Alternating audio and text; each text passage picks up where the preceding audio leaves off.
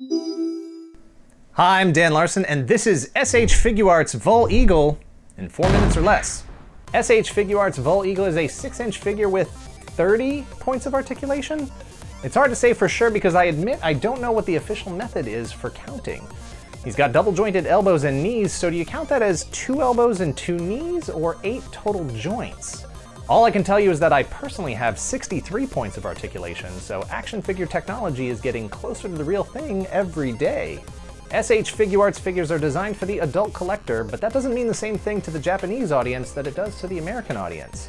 In the US, adult collector figure means you're going to pay at least $20, and if you're really lucky, you may get an alternate head or an extra pair of hands.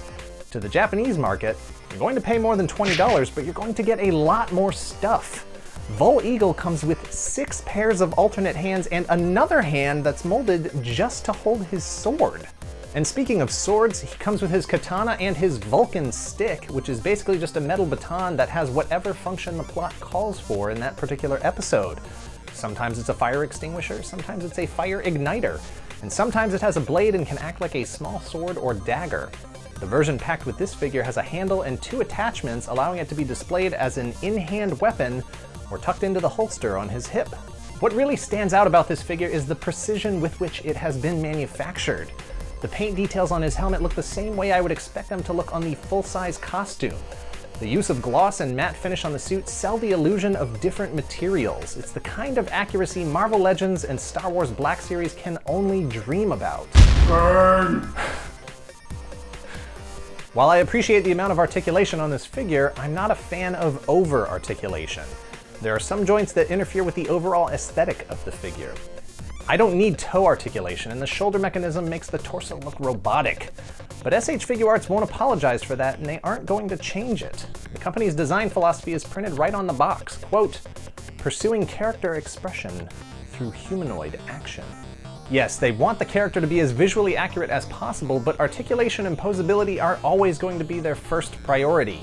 Vul Eagle is from the television show Sun Vulcan, which ran for 1 season in Japan from 1981 to 1982.